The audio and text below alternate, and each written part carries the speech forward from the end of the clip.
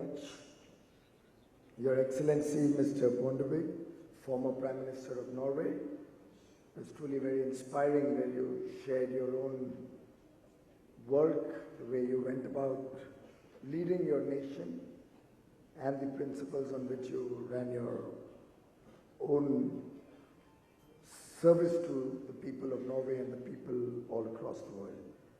My very, very esteemed senior colleague, Mr. Suresh Prabhu, Railway Minister of India, but somebody I look up to as a mentor. He's been a very illustrious power minister also in India. Nearly 15 years ago, he set the tone and pace of reform in the power sector, and I'm truly benefiting from his advice, his own leadership in this sector. And somebody who is not only a leader in India, but an evangelist for good governance, an evangelist for sustainable development, for concern for the environment across the world.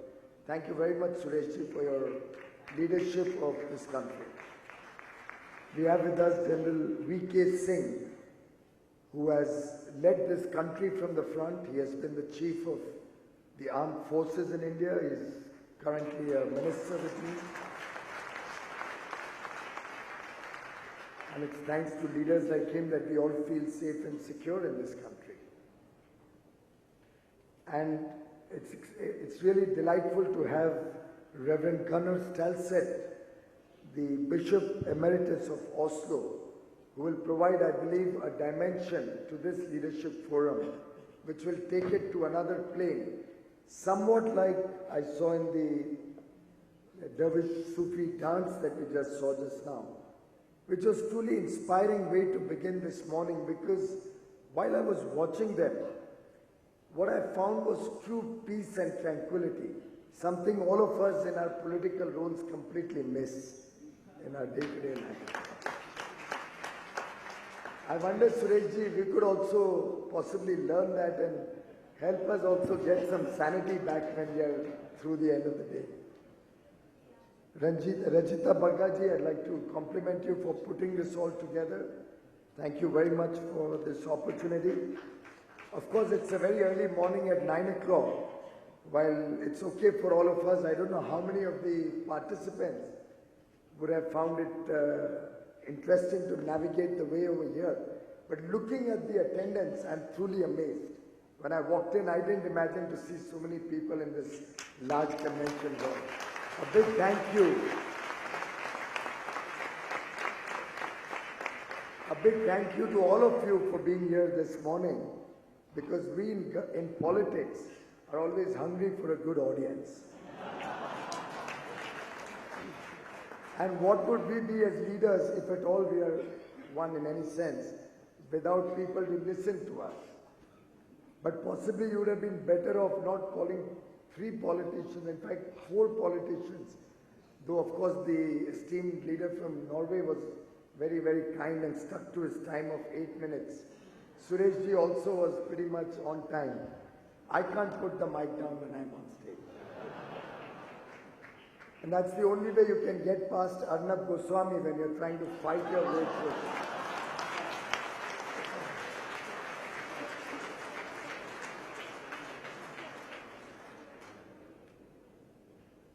But I must compliment and thank Sri Ravi Shankar Ji, Sri Guruji, who has put together this World Culture Festival and brought nearly 155 nations on one platform, truly reflective of his leadership, his spirituality.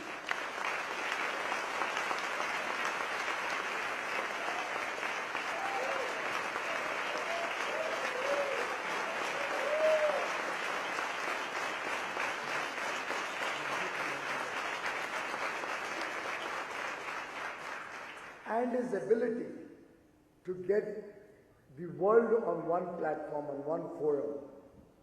His ability to transcend borders with his humility. His ability to reach out to people across the world. with his high ideas, with his high thinking, his high moral values, and the ethics that he preaches all across the world, something which keeps humble mortals like us grounded to reality, grounded to our own mission in life. And I have always immensely benefited from every interaction with Guruji in the last many years, with interaction with other leaders like Darshak Hathi here, who have kept on encouraging us in our work, but at the same time kept a moral check on our work, something which is very essential for all of us in society, in whichever field we are working.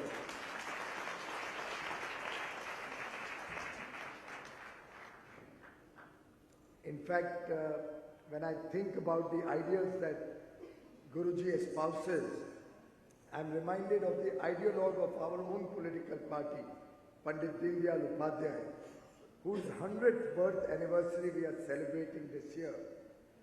Somebody who was very much ahead of his times when in the 1960s he espoused Antyodaya, service to the poorest of the poor.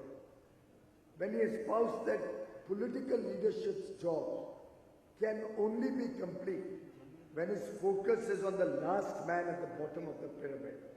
He was truly a visionary, a thinker, very passionate in his desire to see a changed and evolved India.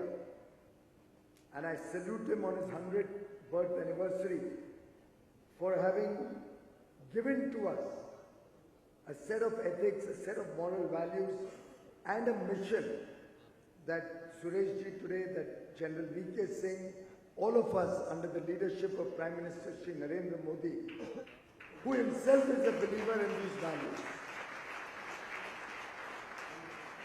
who himself is greatly encouraged by the principles that Panditji, that Guruji espouses, that Shri Ravi Shankarji espouses around the world, and someone who has immensely also learned the art of living from Panditji.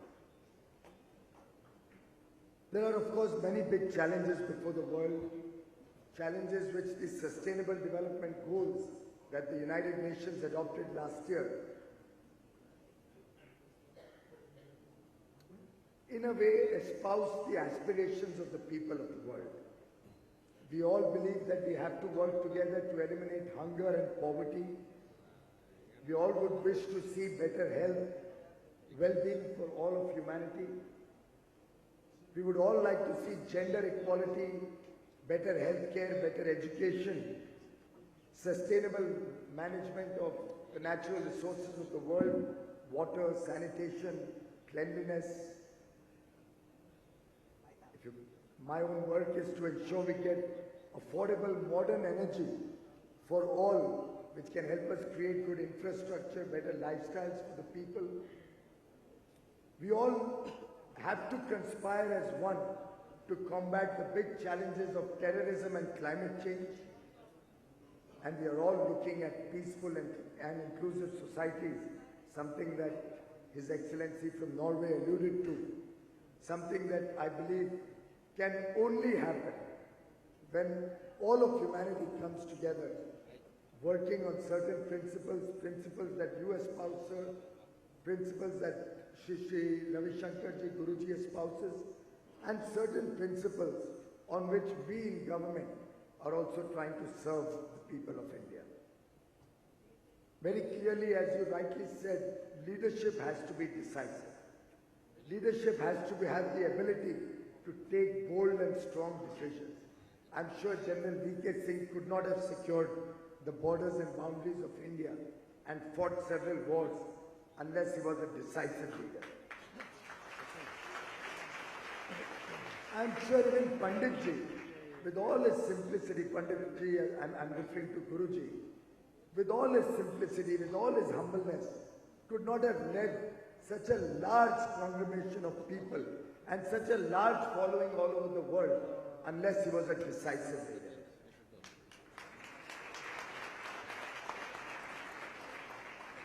And Mr. Modi could not have led this country where we are trying to reform to transform the lives of the people of India without his own decisive leadership, without his own command on the government and our own world. And this leadership, while I fully appreciate and acknowledge the fact both Sureshji and His Excellency former Prime Minister alluded to inclusive development, including all sections of society, I would only like to suggest an alternate formulation. I personally believe inclusive society has to move out of the old mindset of majority and minority. Each one of us is a majority in one place. Each one of us is a minority in another place. And today we are looking at a global world. To my mind, inclusive development and leadership which cares for the world, for all the people of the world in an inclusive fashion, can only look at the inequalities that have set into mankind. The fact that we have certain societies where a person can have a per capita income in a whole nation as an average of $70,000 or $100,000 a year versus a country in Africa which may not even clock 4 digits, maybe under $900 per year per capita. Now that is the inequality that we have to address. That is the challenge before leaders across the world. It's not about religious or political minorities. In fact, the focus on political and religious minorities has caused more damage and more harm to the world, has created more of a ghetto psychology, has in fact caused distress and distrust across the world, which we need to change and bring into a focus on spirituality, a focus on ethics, a focus that our concern, our care will have to be more directed towards the underprivileged, towards the deprived, towards people and sections of society who have remained without equal status economically, socially. And that backwardness is what this world needs to address. It could emanate from any political dispensation, from any part of the world, from any religion, which I believe is something which is very personal. It has nothing to do with societies or divisions within society. And I believe if the World Forum of Leadership that the Art of Living has put together in New Delhi this time, 35 years into its existence, the Art of Living today can lead the world in bringing together all cultures, all societies,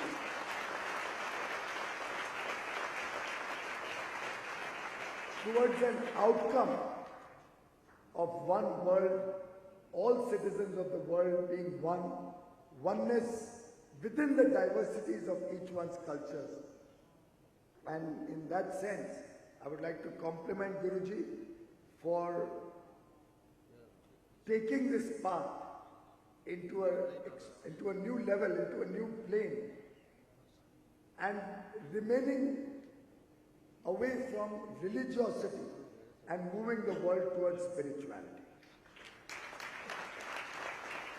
I think today more than ever before, society needs such committed and creative leaders with the moral authority to promote a world in which economic development can be attained for the benefit of all, while conserving the planet's resources, while conserving the natural capital of the world and improving people's life universally. This kind of an organic world is what the Art of Living aspires for. This kind of partnership where the entire society conspires as one.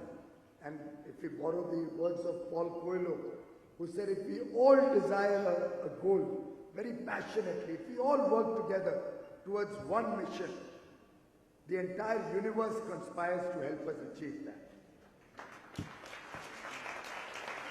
And to my mind, that one goal can only be eliminating hunger, eliminating poverty, eliminating terrorism, eliminating distress that divides parts of the world, different parts of the world. And I'd like to talk about 3 verses from the Bhagavad Gita that I brought today, and please do not look at the Bhagavad Gita from which I am reciting today in any sense of religiosity. I could as well find 3 verses from the Quran. I could as well find 3 verses from the Bible, both of the texts which I have read.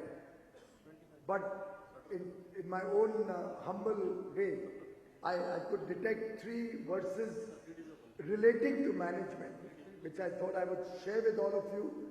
You have come to the land of the Bhagavad Gita, therefore I am focusing on the Gita. In fact, it was recited very close to where we are, in Haryana, a state from which I personally belong, a state where V.K. Singh ji also belongs to, and a state which has elected Suresh Prabhu as a member of parliament. Suresh ji came from Madhya Pradesh or Haryana? As MP, Madhya Pradesh or Haryana? From Haryana itself, so I was right. So we are all 3 got some roots in Haryana where the Bhagavad Gita was recited. No, we are originally from Europe, that's right. In chapter 2, verse 47 of the Bhagavad Gita, and I'm just reading the English text, it is stated, you have a right to perform your prescribed duties, but you are not entitled to the fruits of your actions. Never consider yourself to be the cause of the results of your activities, nor be attached to inaction. It's blasphemous to be not acting for good. It's not only that it's our duty to act for public good, selflessly, but it's equally wrong if a leader does not act.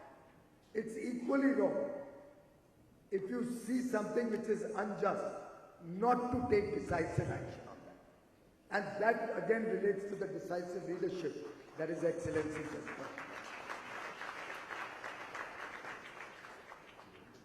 In fact, Guruji's own word, which I consider very divine, is reflective of that selfless work. It's without any motive, and his motive to serve society transcends all these small motives of running a business, running an organization, maybe even running a political establishment.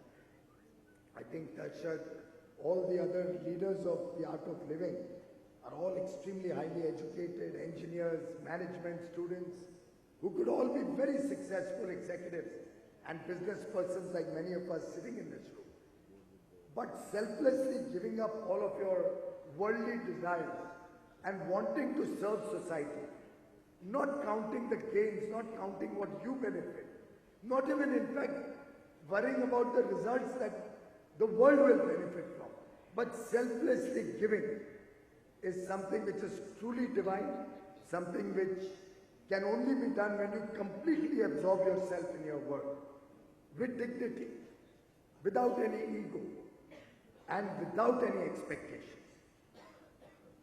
If you can transcend that expectation for yourself and want to give back to society, that is truly an inspirational leader. That is the kind of leadership the world is today looking for.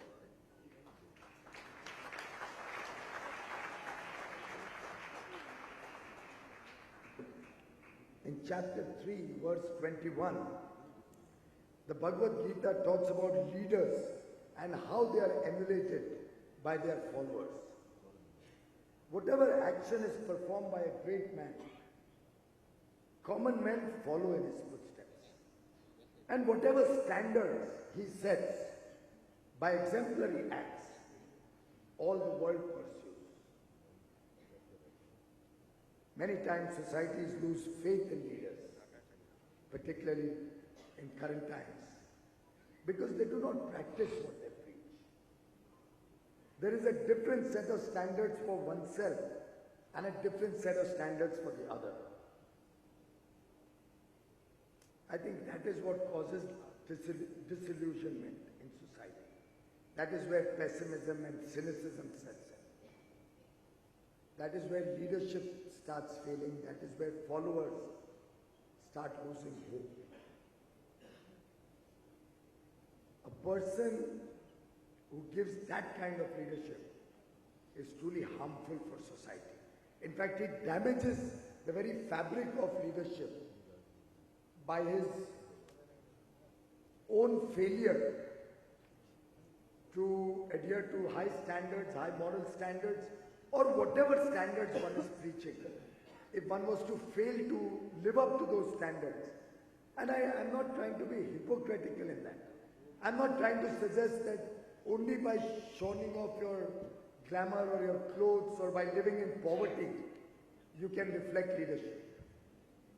I'm only submitting that whatever one preaches should be something which one practices by yourself, and that's the hallmark of a true leader.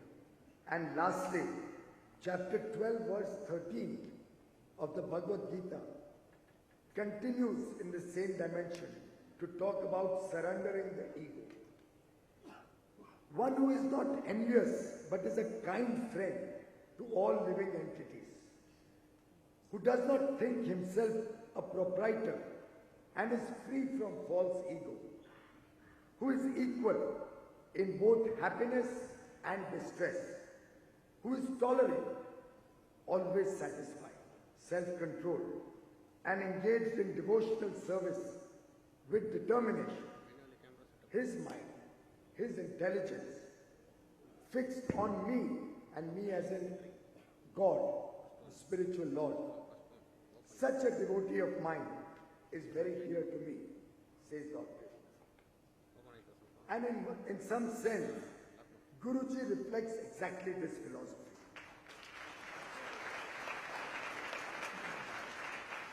He has given up selflessly all the material pleasures of life to serve society.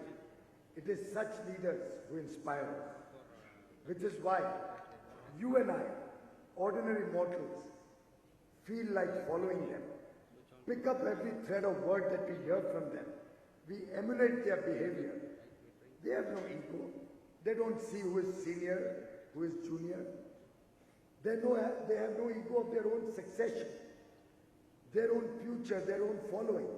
And that, ladies and gentlemen, is true global leadership, leadership rooted in ethics, leadership that inspires all of us, leaderships that I salute.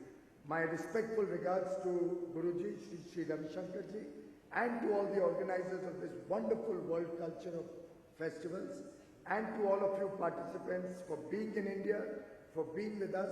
A big thank you.